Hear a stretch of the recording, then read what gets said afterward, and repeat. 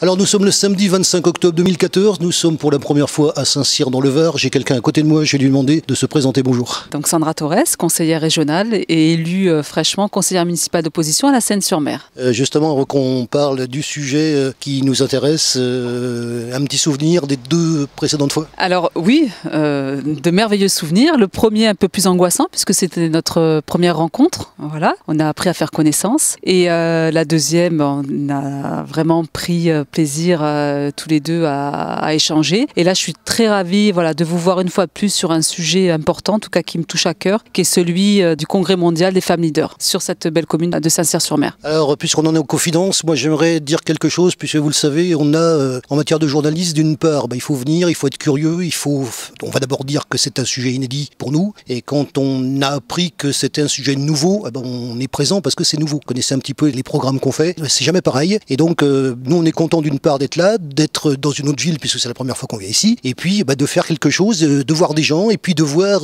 des récompenses. Alors on va d'abord resituer l'événement à Saint-Cyr. Nous sommes d'abord dans un cadre qui est magnifique. Ici on est sur une terrasse puisqu'on s'est mis dans un autre endroit pour faire cette interview. Le cadre est super. Les femmes leaders, c'était donc, puisque j'ai interviewé déjà 2 personnes, une réunion déjà annuelle. Oui, c'est une réunion annuelle. Là, dans le cadre, on ne va pas se répéter, parce que avant moi a parlé la présidente du congrès. Donc on est dans le cadre du Congrès mondial des femmes leaders. Aujourd'hui, ça regroupe un certain nombre de personnalités qui viennent du monde entier, ça c'est important de le dire. Des femmes qui ont un parcours exceptionnel et qui donnent de leur personne pour justement assurer la complémentarité, parce qu'on insiste bien sur la complémentarité entre les hommes et les femmes. Et un certain nombre de récompenses ont été remises ce soir et c'est la raison pour laquelle je vous ai demandé de venir et de couvrir cet événement. Vous n'avez pas hésité à vous déplacer et à venir justement faire découvrir au public qui sont les femmes leaders, qu'est-ce qu'elles représentent et quelle est aujourd'hui leur motivation et leur engagement au niveau international. Alors ce que je tiens à dire, les 2 interviews précédentes ont été faites avant la remise de médailles. Cette fois-ci donc on est après.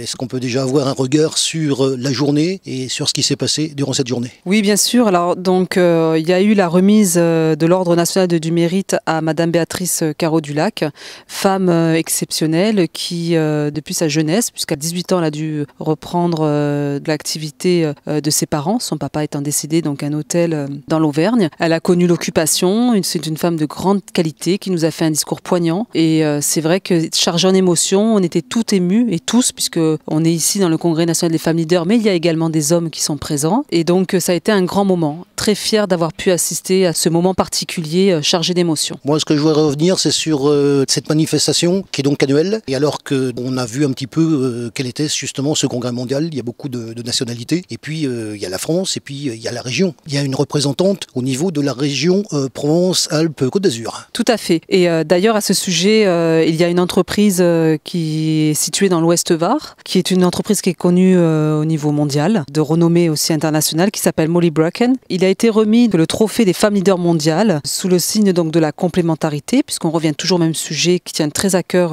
à l'association, à Madame Catherine Sidonio et à Monsieur Julian Sidonio, donc qui ont créé cette belle entreprise de prêt-à-porter qui est Molly Bracken. Ils se sont vus remettre un trophée. On a été tous très sensibles à leur discours, à leur présentation, qu'ils ont fait donc chacun l'un parlant après l'autre et en se reprenant. C'est vrai que c'était assez poignant.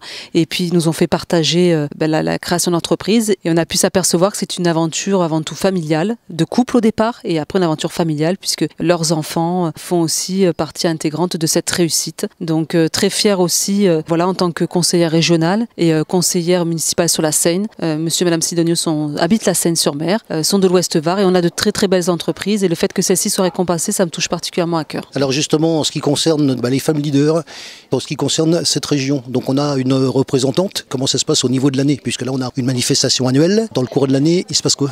Au courant de l'année, les femmes leaders réfléchissent sur pas mal de sujets, sur beaucoup de thématiques. Elles sont engagées. Ce sont des femmes qui sont engagées, que ce soit autant au point de vue associatif qu'au niveau entreprise. Et donc elles réfléchissent sur pas mal de sujets.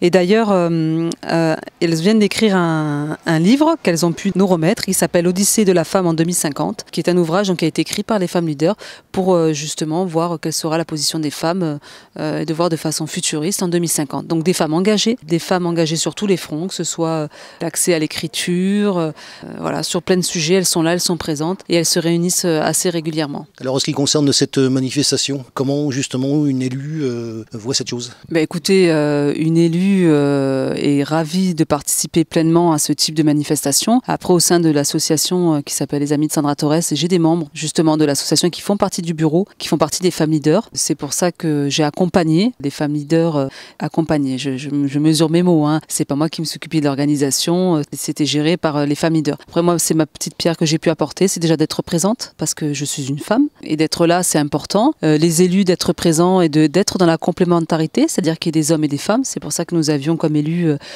Philippe Vittel, donc député du Var et conseiller général. Également Geneviève Lévy, première adjointe à la mairie de Toulon, que je remercie, qui a réussi à prendre un petit peu de temps parce qu'elle avait un agenda très très chargé et qui pour les femmes leaders s'est déplacée. Voilà. Et puis également Hélène Rigal, la suppléante du député qui était présente. Donc voilà, un certain nombre d'élus soucieux et moi je pense, et en tout cas c'est comme ça que je joue mon rôle d'élu. On doit être présent et accompagner toutes les associations telles qu'elles soient, d'autant plus quand elles ont vocation à faire évoluer la société, les mentalités et de participer pleinement aussi à l'égalité et à la complémentarité des hommes et des femmes. Alors justement, comment au niveau de l'association, cette présence des élus est perçue? Très bien, elle est très bien perçue. C'est important pour elle aussi, pour l'association, à partir du moment où on parle quand même d'un congrès mondial, donc on a des personnalités qui viennent du monde entier. Donc quand vous avez des élus du département, et en tout cas du lieu qui sont présents, pour elle c'est très important de montrer que la France, à travers ses élus, est mobilisée pour l'intérêt général. D'autant plus qu'on a à travers des femmes, à travers ces femmes qui font partie de l'association, des personnalités qui œuvrent politiquement dans leur pays. Donc il était important pour nous d'être présents et c'est pour ça qu'on a tous accepté volontiers de devenir et d'avoir la chance, j'allais dire c'est une chance, de participer à ce congrès.